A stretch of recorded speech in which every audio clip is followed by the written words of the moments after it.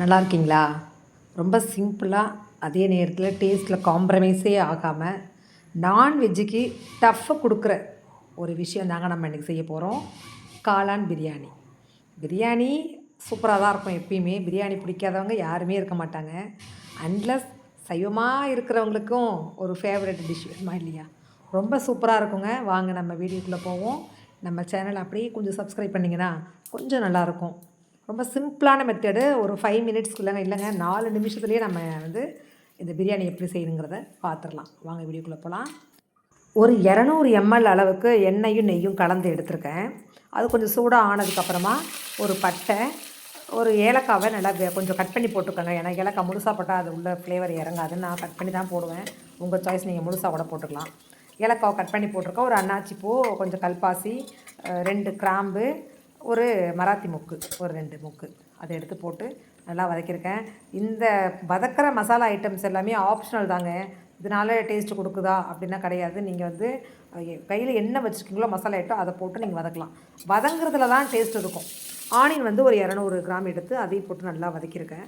நான் இப்போ இந்த மசாலா ஐட்டத்தை எல்லாமே நான் ஒரு கொஞ்சம் எல்லாமே ஒரு ரேஷியோவில் அரைச்சி பிரியாணி மசாலா மாரி வச்சுருக்கேன். ஸோ அந்த மசாலா ஒரு 1/2 ஸ்பூன் போட்டுக்கிட்டேன். ப்ளஸ் இஞ்சி பூண்டு பேஸ்ட்டு போட்டுக்கிட்டேன். பச்சை மிளகாவை அரைச்சி போட்டுக்கிட்டேன். இது எல்லாமே நல்லா வதங்கணுங்க. நான் 4 கப்பு அரிசி எடுத்துருக்கேங்க. அதனால் 200 கிராம் வெங்காயம், 200 கிராம் தக்காளி, காரத்துக்கு ஏற்ற பச்சை மிளகா. மசாலா ஐட்டம் உங்கள்கிட்ட என்ன இருக்கோ இதோ. இஞ்சி பூண்டில் மட்டுமே நீங்கள் பூண்டு ரேஷியோ அதிகமாக இருக்கணும், இஞ்சி ரேஷியோ கம்மியாக இருக்கணும். எப்படியும் ஒரு 20% ஒரு ஸ்பூன் இஞ்சி போடுறீங்க அப்படின்னா ஒரு 1/4 ஸ்பூன் பூண்டு போட்டுக்கோங்க. அவ்வளோதான். மசாலா ஐட்டம் சும்மா தூக்கலாக சூப்பராக இருக்குங்க. போட்டு எல்லாத்தையும் நல்லா வதக்கி எடுத்துக்கோங்க. 1 கிலோ பிரியாணி பண்ணுறீங்க, வெஜ்ஜு பிரியாணி என்ன பிரியாணிங்க, 1 கிலோ பிரியாணி பண்ணுறீங்க அப்படின்னும் போது அதில் 25 கிராம் பூண்டு போடுங்க. ஒரு 15லேருந்து ஒரு 20 கிராமுக்குள்ளே இஞ்சி போடுங்க. ஆனால் 20 கிராமுக்கு மேலே இஞ்சியை போட்டுறாதீங்க. அதோட ஃப்ளேவர் கொஞ்சம் மாறிடும், பிரியாணி டேஸ்ட்டும் மாறிடும். 200 கிராம் காளான் எடுத்துருக்கேங்க.